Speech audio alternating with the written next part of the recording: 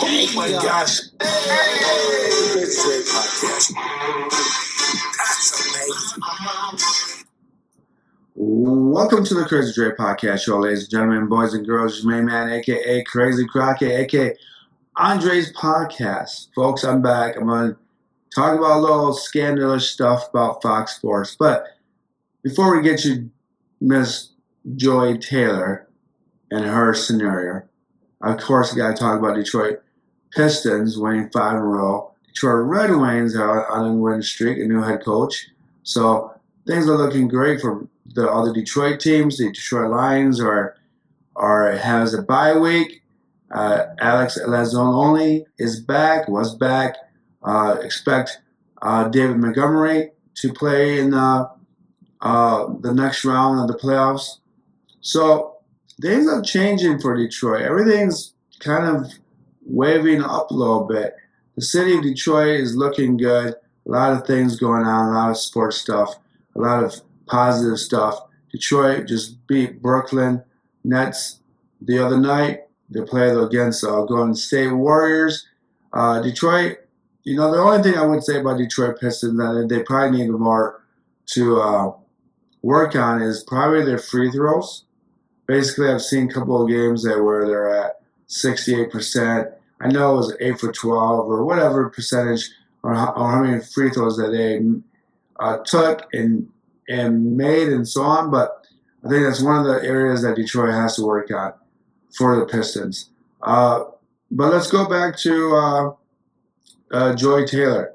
So I guess the reason why I want to talk about her is because I wanted to address the idea of not so much about Skip and his behavior, but is it normal for a person like Joy Taylor to advance herself to the next level of promotion through her body or her sexuality or anything like that? And I think why I'm trying to talk about this is because I think we have to realize that some things have not changed over the last 30, 40 years. A lot of people think that, I think a lot of people think that women are supposed to be very professional and always socially obedient and they have no desire for their sexual desires.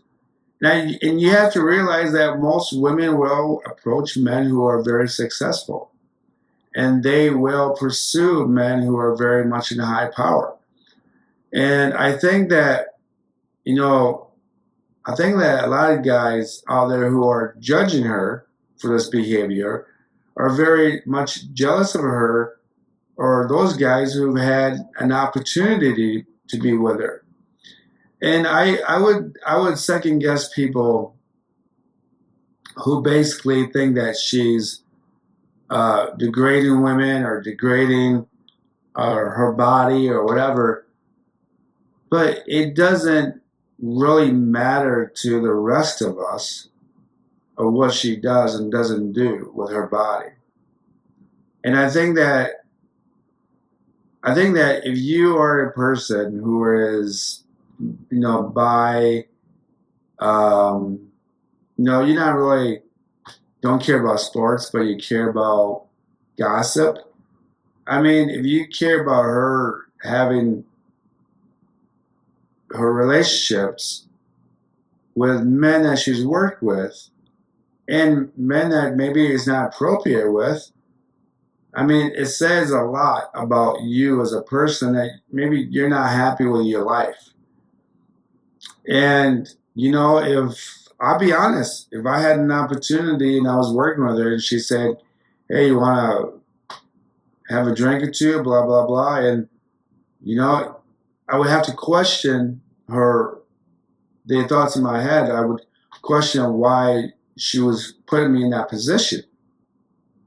And what is she going after? Now, if you're both broadcasting on a show on FS1 and you're working together and you have drinks with that person, you might get a chance to mingle. And maybe it's not the guys that were pursuing her. Maybe she was pursuing the guys. And the opportunity was there for those guys to have their dreams come true. Now, I have a struggle with words to put into this because I think a lot of people who are feminists and extreme feminists, not in a way of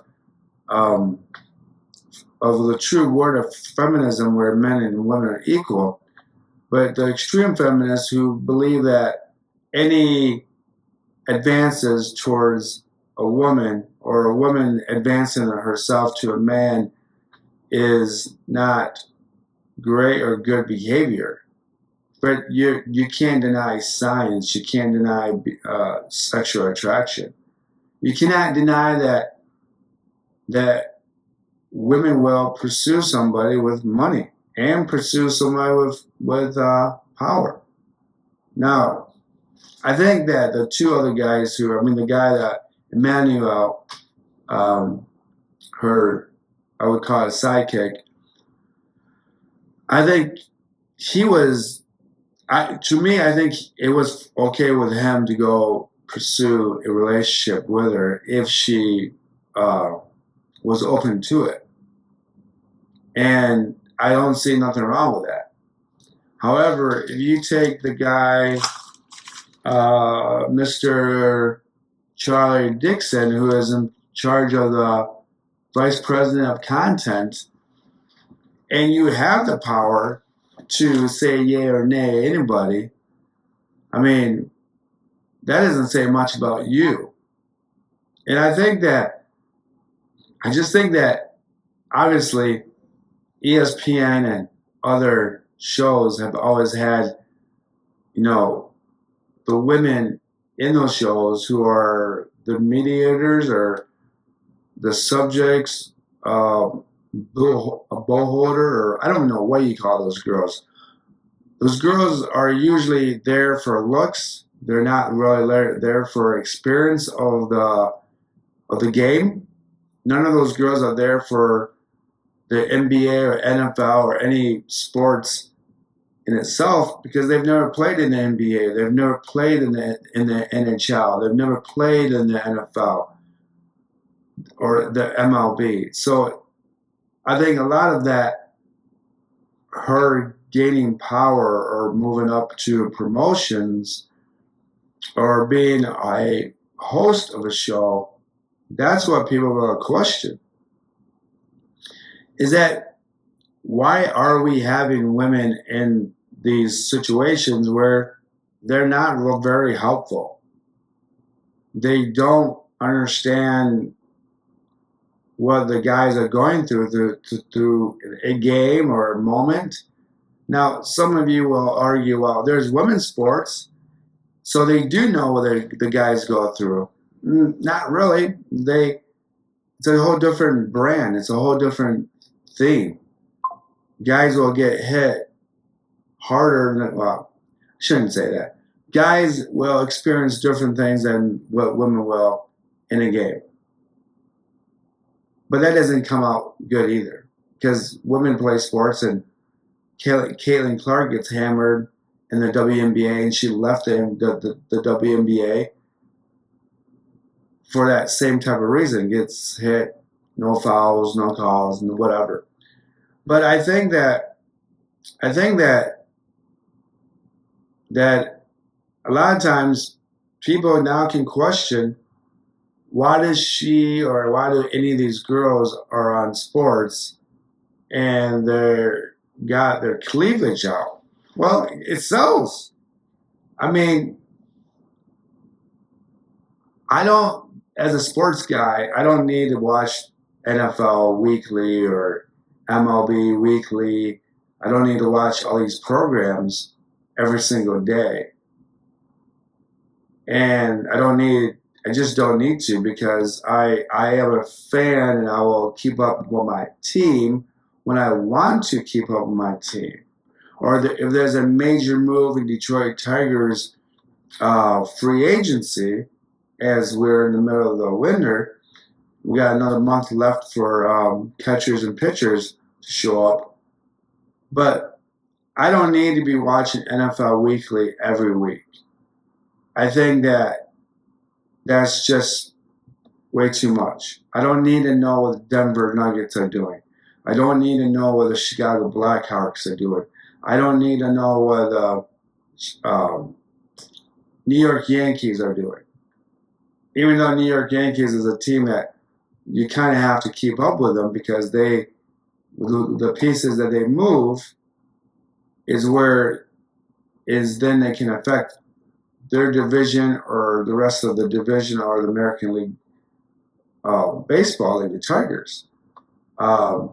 Detroit just signed Torres from the Yankees, so that's something to even talk about. But I think that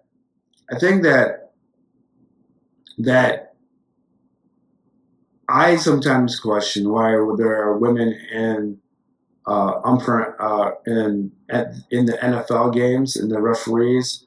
I question why women are in referees in the NBA. I just don't. I don't see the advantage for that situation. I feel like even if I just think that the reasoning for women in sports or being broadcasters is simply for ratings. Now, some guys are just going to be creeps and be like Erin Andrews fan and follow her wherever she goes and look into her peephole. Well, when she was changing sometime about 5 years ago, they caught the guy that was sneaking in and watching her change and and so on and so forth. But yeah, you're going to get creeps like that, and you're going to get guys who are going to be like, yeah, I only watch those games, or I only watch post games or pre games because the girls are on the screen.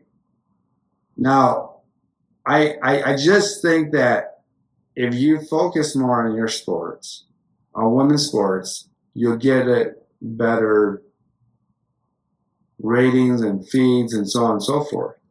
Now, again, I would question how to fix the WNBA. And one of the best ways to fix the WNBA is what?